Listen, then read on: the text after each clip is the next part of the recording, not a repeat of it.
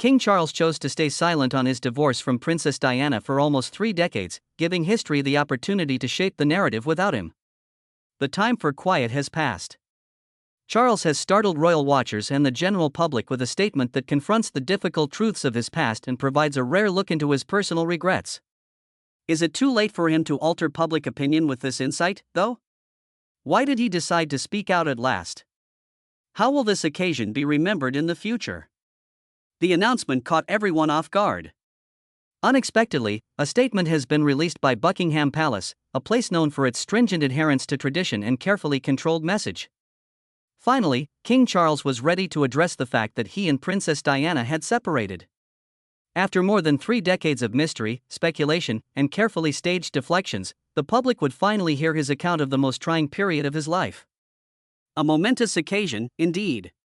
The royal family had a strict code of conduct. They were never to complain or provide an explanation. Despite guiding the monarchy through multiple controversies without offering personal explanations, Queen Elizabeth II has maintained this attitude throughout her reign. But now things were different. Now everything was different. Quietness, which had been the monarchy's best bet before, was now seen as a weakness. As news outlets rushed to cover the story, social media went boom. Within minutes, hashtags began to gain popularity all around the world. King Charles had spoken at this same moment for what reason? Was he trying to alter his legacy in this way, or was he just reflecting on his life? Primarily, what would be his words? Will he express regret? Express regret? On the other hand, would he simply think about the past without dwelling on the bad parts? For years, his marriage to Diana has been told through books, interviews, and documentaries, but he has never told the story himself. Princess Diana's struggles, pain, and disillusionment with royal life were well known to the world. But Charles hadn't said anything. Much speculation, analysis, criticism, and judgment had resulted from his silence. To understand the gravity of his comments, one had to think about how this royal marriage had captured the world's attention. It all started like a dream. On a bright July morning in 1991, millions of people across the world saw a young Diana Spencer make her way down the aisle of St. Paul's Cathedral in a dress that appeared to belong to another time, evoking feelings of regality, tradition, and an old-world romanticism. A royal wedding of this magnitude could only be staged by the British monarchy. The world witnessed the beginning of a magnificent love story as the streets of London were filled with cheering spectators and the bells of Westminster chimed in celebration. I, the Prince of Wales, heir to the British throne, had found my princess. Anyhow, that was the consensus that everyone hoped to see. However, matters were far more intricate when no one was around. Diana was thrust into a world of rigid norms and continual public scrutiny at the tender age of 20. Charles, who was 12 years her senior, had lived a greatly different life, shaped by royal traditions, responsibility, and an intense and long-lasting romance with another woman, Camilla Parker Bowles. The Fishers began to make their appearances well in advance of the wedding. Diana had confided in her closest friends about her reservations and fears that Charles wasn't truly in love with her. Nonetheless, plans were already in motion by that time. Everyone was looking on. There was no turning back now that the wedding was scheduled. In the first few years of their marriage, they experienced fleeting moments of happiness. By gracefully carrying out her royal duties, Diana quickly became the most beloved member of the royal family. Charities from all over the globe wanted her to attend, and she was adored by the people and the media alike. Because of her innate charisma, she stood out among the royal family's more reserved members. Notwithstanding their well-produced smiles and looks, the tension between Charles and Diana was apparent. More and more, the differences in their interests, personalities, and marriage expectations stand out. When Diana felt something, she would express it loudly and impulsively. Charles was reserved, introspective, and committed to his old habits. Once that was over, Camilla came along. The growing concerns that Diana had about Charles's ongoing relationship with Camilla were not irrational, but rather based on reality. The truth was considerably more complex, despite efforts to present their marriage as a strong and secure couple. Before Diana, Camilla had been a significant other to Charles for quite some time. By the late 1980s, when their relationship had deteriorated to that degree, Charles and Diana were living apart behind palace doors. By keeping up appearances, attending state events, and smiling for the cameras, they fulfilled their royal duties in public. But behind closed doors, the marriage was crumbling. There was a turning point in 1992. The British press confirmed what many had suspected for a long time when they made public private, secretly taped conversations between Charles and Camilla. The tapes, which created a tremendous deal of shame for the royal family, were known as Camillagate and exposed private conversations that were never meant for the public to hear. After the scandal, an even bigger revelation came to light. Diana worked with journalist Andrew Morton, whose biography Diana, Her True Story revealed the mental anguish Diana had endured throughout her marriage. Throughout the book, she detailed her struggles with anorexia, depression, and an increasing sense of isolation within the royal family. Significant damage was done to the monarchy. Never before had such a personal and excruciating royal issue been so extensively covered in the media. By making her private pain public knowledge, Diana had effectively altered the rules. On top of that, Charles was helpless in the face of the problem. He was expected to maintain composure, decorum, and silence as the future ruler. The problem would only get worse if he tried to defend himself or make an admission in public. When the royal family officially split later that year, they were in the midst of a crisis. Queen Elizabeth II proposed a formal divorce after seeing the situation had escalated. The suggestion could no longer be ignored by Charles and Diana. In August of 1996, the divorce was finalized. Diana was followed by the media everywhere she went, chronicling her philanthropic activities, her growing sense of autonomy, and the influence she now has on a global scale. The public's perception of Diana as the people's princess remained unchanged even after she was stripped of the title of Her Royal Highness. On the other hand, Charles struggled to alter his reputation. Everything had changed again after a year. On the evening of August 31, 1997, Diana was killed in a car accident in Paris. The news stunned many people all over the globe. In an instant, Charles's narrative shifted. The royal family, especially Charles, was subject to intense scrutiny during the unprecedented national grief. Inquiries arose as the public mourned in the days that followed. For what reason had the royal family remained silent? Charles, Diana's ex-husband, had made no public comments about her death. Why was that? As a result of its cautious and inadequate response, the monarchy was criticized by many. But Charles was busy behind the scenes doing everything he could. Harry went to Paris to personally bring Diana's coffin back to Britain, so she may be escorted with the dignity she deserved on her last journey home. But by then, his reputation had taken a serious hit. He spent years in the shadow cast by Diana's legacy, the weight of her influence growing with each passing anniversary. Nothing changed. Eventually, after so many years, the silence would break. In anticipation of his speech, the Globe pondered, what had changed? For what reason had King Charles broken his quiet after more than 30 years of silence on his past? What would he have to say that was more consequential?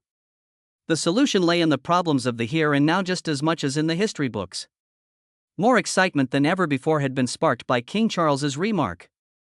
The media went into hyperdrive, investigating any and all possible reasons for his timing in speaking out. Despite the decades-long association between his name and one of the most publicized royal divorces, he remained steadfast in his determination to allow history to tell the narrative. At a time when that silence was almost over, the world was left to ponder why. Tell me what's new. To grasp the gravity of the situation, one had to look at the evolution of the monarchy. Throughout the years, the British royal family has gone through a lot of transformation due to challenges that have forced them to adapt to the modern world. This is a time when the public wants accountability, transparency, and emotional honesty instead of blind loyalty to the crown. After Queen Elizabeth II passed away in 2022, a new era started. As Charles became king, the longest reign in British history came to an end, and a new era began, one in which the monarchy had to adjust to a society that was constantly evolving. Unlike his mother, Charles had spent a significant chunk of his life juggling personal matters while the world looked on. The painful memories of his marriage to Diana remained a sore spot for many, and they could not separate his relationship with Camilla Parker Bowles from that. The strength of Diana's legacy has grown in the years following her death.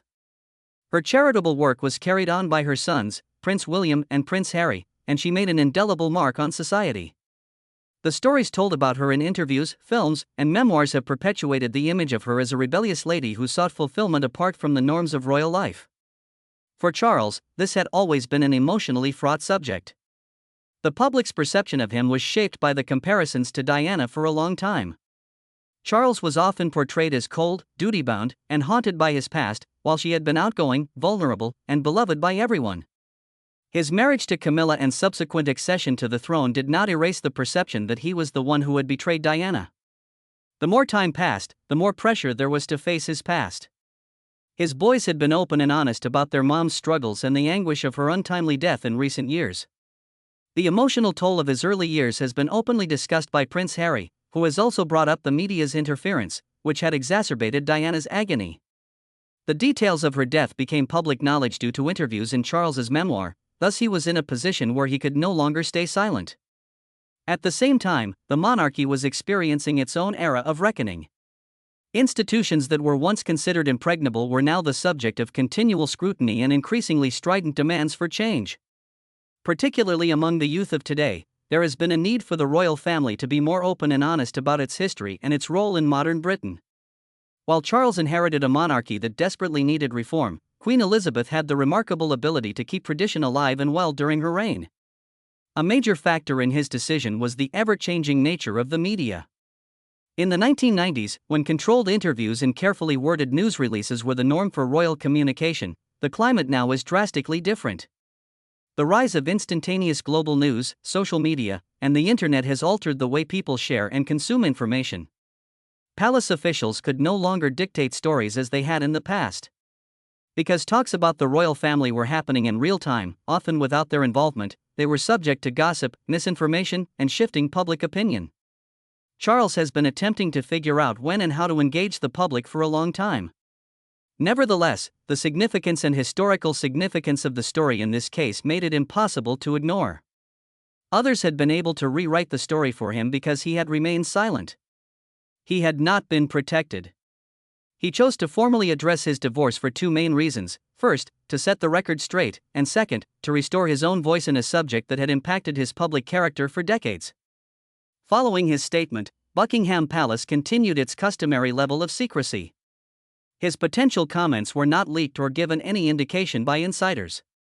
The anticipation grew as experts on the royal family argued over whether this was a period of individual responsibility or a planned effort to rewrite history.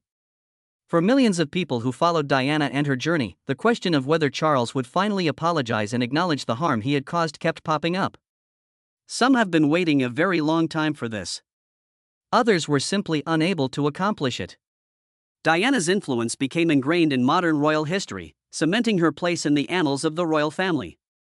What had been written could not be undone. Not a single word of condolence or statement. It was a significant shift from past times, though, that Charles was even willing to talk.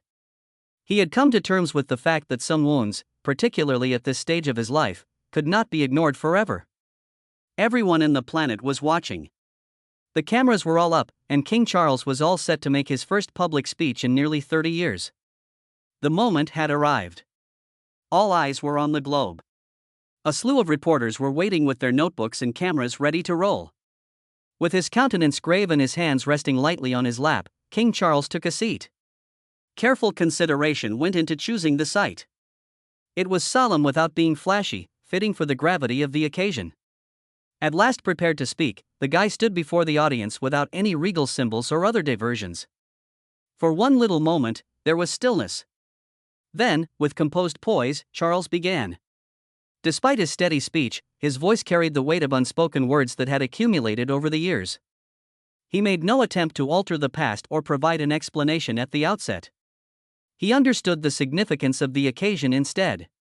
He waited a second before moving on. Being silent isn't always the smartest move. For a long time, I refrained from speaking publicly about deeply personal matters because I believe that moderation is the key to dignity. But perspectives change and insight comes from looking within as time goes on. He started off by setting the tone with his statements. There was no attempt at defense or shifting blame in this address. At its core, it was an introspection that had been put off for quite some time but was now inevitable.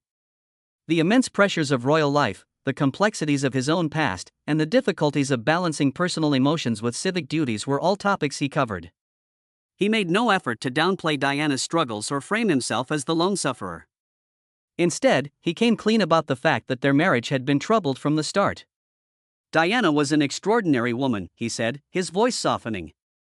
She had a special gift and an unusual ability to connect with others. The world was a witness to her kindness, generosity, and love.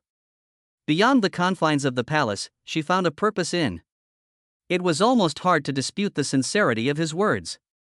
For years, the narrative had been skewed. Diana's pain was well documented, and everyone knew about her hardships. Historians, reporters, and the public were able to decipher Charles's perspective since he had largely remained silent. Nevertheless, he was now laying out his own facts, not to argue with Diana, but to acknowledge that their relationship had been troubled, imperfect, and ultimately impossible. Because we were two distinct individuals, our requirements and expectations diverged greatly. Despite our best efforts, we were unable to fully understand one another in order to carry out our respective responsibilities. This unusually open moment stood in stark contrast to the royal family's usual reserved demeanor. No one tried to erase his mistakes or make it look like he had no say in the matter. As an alternative, Charles admitted that their decisions and the ways they had hurt one another were real and excruciating. He did not avoid talking about Camilla, even though he did so gently. "Some relationships shape us in ways we don't completely understand at the time," he said. "It is true that choices were made, and I will concede that there were some tough ones. I really feel bad about that." A lot of individuals were hoping to hear these words. An expression of understanding for Diana's pain and Charles's role in their marriage's demise. All that happened was that the fallibility of humans was recognized. There was no cry for mercy or effort to erase the past. Nevertheless, his comments extended beyond self-reflection. He zeroed attention on his son's formative years after realizing the impact of his marriage's public breakup on them. "The only thing I can say is that I'm sorry for how everything we went through and what I did affected you, William, and Harry."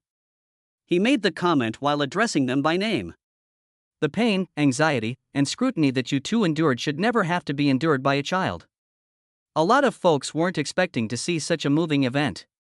Since Harry has come clean about his struggles inside the royal family, the connection between Charles and his son has been the subject of intense investigation. This scrutiny dates back decades. Now that he was standing before the world, Charles was extending an olive branch by coming clean about the wounds that had been inflicted, rather than doing so through carefully worded palace briefings or political pronouncements. Charles was on the verge of finishing his sentence when he took a deep breath. He insisted that letting go of the past is not an ideal process. "I am powerless to alter the past. Though I will confess it. The idea is something I can consider. It can also teach me something." Quiet honesty, rather than a grandiose conclusion, marked the speech's end. There was no effort on his part to explain or rewrite history. His last word came after nearly 30 years of silence. A quick reply was received. Within seconds, news outlets began dissecting his confessions word for word and determining their significance. Some saw it as a necessary step toward healing and an overdue admission of guilt. Some people felt it was too little, too late. The public conversation reverted to addressing the long-standing divisions that had been there for decades. Opinions differed on social media. His admirers applauded his honesty and his determination to speak his mind. Was willing to admit that handling such a very personal matter was difficult. However, many doubted his timing. What gives? For nearly 3 decades, why had no one said these words? Finally, did they make any adjustments? What impact his words would have on the kingship remained uncertain. Numerous royal watchers saw it as a turning point that would pave the way for a new generation to understand Charles's legacy. Some were of the opinion that his comments were significant, but that they did little to break the decades of silence that had preceded them. But it couldn't be denied that the conversation had been revived. The past was re-examined through the eyes of the man who had lived through it, rather than through the lenses of historical scholarship or the news. It would be premature to say whether those were adequate comments. The world was still feeling the effects of King Charles's remarks. It was unusual for a reigning monarch to admit weakness during a period when such displays were expected of public figures.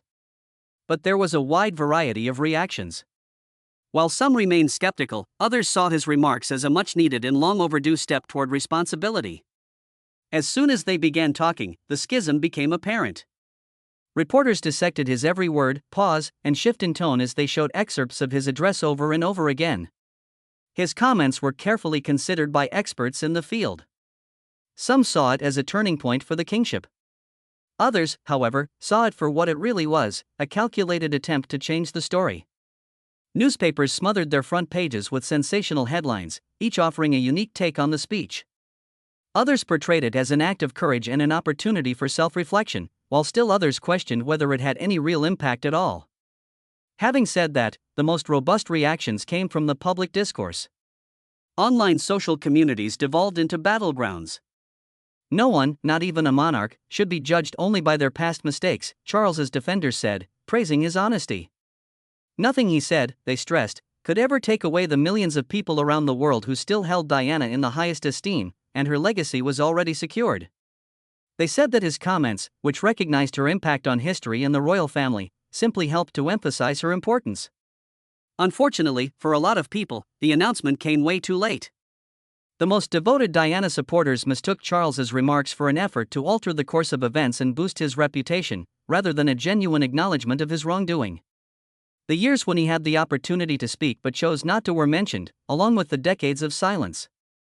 Additionally, there was the matter of responsibility. Others claimed that his remarks were overly calculated and controlled to be seen as anything other than damage control. Although he had expressed regret, he had refrained from expressing his sincere remorse.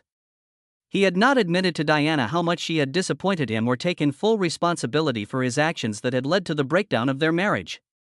More broad than the emotional reactions was the inquiry into the implications for the monarchy. The British royal family has maintained an image of secrecy and unwavering stability for years, which has allowed them to weather centuries of scrutiny.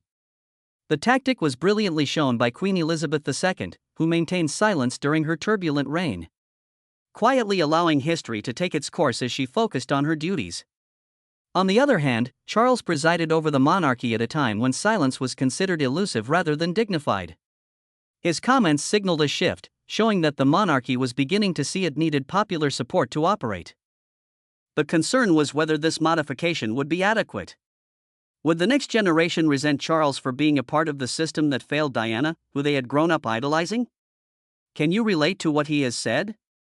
Would they be indifferent because they think the monarchy is a thing of the past?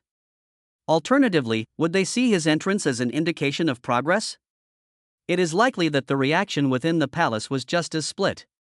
Not only had Charles broken his silence, but he had set a new bar. Future monarchs, like Prince William, will face a new level of personal disclosure. Do you think this happened only once? An essential acknowledgement of a subject that cannot be overlooked any longer? On the other hand, could this event cause a shift in how the royal family handled its history? Little did William and Harry know that their father's comments would have an impact on them. The years following the divorce had a profound impact on their connection with him, making it turbulent for a long time. Everyone had talked about how hard it was for their mom and how painful it was to grow up in a culture that judged them harshly. It was clear that Harry had a different plan. He publicly voiced his dislike of the monarchy and left royal life, in contrast to William, who remained primarily loyal to it. Even though it was worded carefully, Charles's proclamation was not going to put an end to the years of fighting. Even in the hours that followed, the Globe continued to debate. Journalists sought the thoughts of prominent politicians, past advisors, biographers, and members of the royal family's inner circle. Others praised the king for his courage in bringing up the subject, even though he stood to gain nothing by doing so at the moment. Some were unconvinced, saying his comments would only serve to reopen wounds rather than heal them. It was obvious that Charles had changed the topic. His comments had ignited a new discussion over the lasting impact of his marriage to Diana and the power of the monarchy to shape its own past, regardless of how they were received. He had failed to undo the damage that had been done by the past or alter its trajectory. Nonetheless, he had at last articulated himself. Not allowing himself to be defined by silence but rather voicing his own opinion. The gravity of his comments could not be captured in the span of a single day or even in the current news cycle. Over time, it will be judged based on how the monarchy adapted to the new era and if other royals were encouraged to be more open about their own struggles by Charles's willingness to think things through. There was a global echo of his voice. Now they had to decide if they believed him. The dust had not yet settled. Understanding the gravity of King Charles's proclamation would require some time, despite the fact that initial reactions had been heated, divisive, and disruptive. However, his comments did force the monarchy, the public, and the media to confront a long-suppressed truth, even though they had reopened old wounds. Whether this would be the beginning of a new era for the royal family or just another chapter in the continuing debate over its relevance in the modern world was not immediately apparent. Those who had supported Charles for a long time saw this as a turning point. His actions, they maintained, were unparalleled by any previous monarch. Without shame or avoidance, he had confronted his history directly. They hoped that by speaking publicly, the people would be able to see beyond the monarch and into the man who had carried the weight of history, and therefore make him more approachable. Some saw his maturity in being able to reflect on his actions, own his mistakes, and move on from the past without reliving them.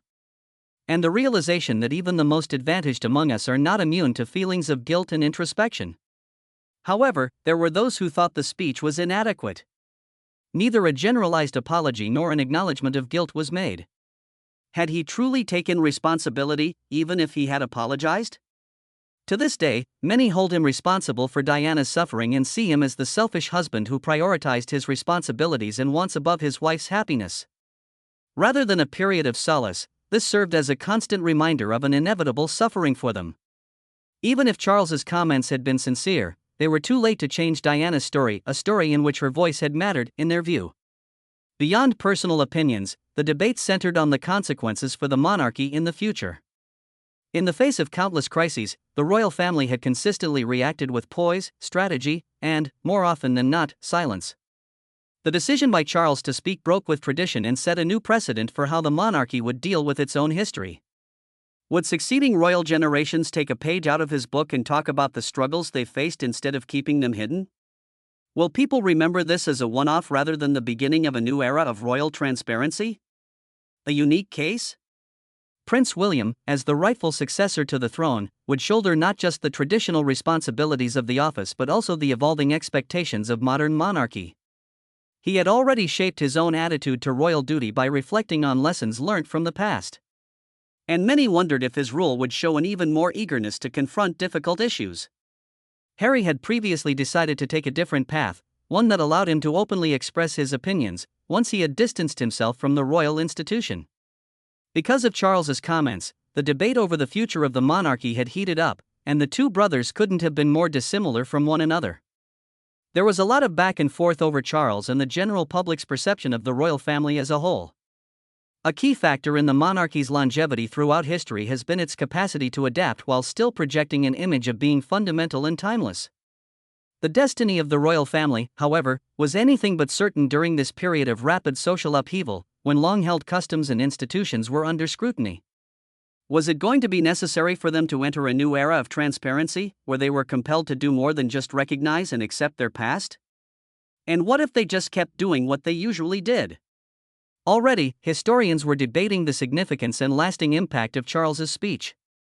Some saw it as a watershed moment, proof that the monarchy could no longer hide its true colors. Others saw it as an attempt at self-preservation, a strategically placed attempt to manage his own legacy, rather than an authentic moment of accountability. It was the normal case where the truth was intermediated. Even after Charles's speech, nothing had changed in the past. It hadn't altered the past or altered the trajectory of events. Nonetheless, it initiated a conversation that would last even after the press coverage ceased. Some may see it as a necessary reckoning, while others may see it as an insufficient effort at reconciliation. There was, however, no way around breaking the silence. Royal palaces could no longer serve as safe havens for the past. Rather, a new age had begun for the monarchy, one in which words had equal weight to actions. Charles had broken the stillness. What came next would determine if it had been worthwhile. We have reached the conclusion of today's video. If you've stuck with us this far, you should definitely check out our other videos.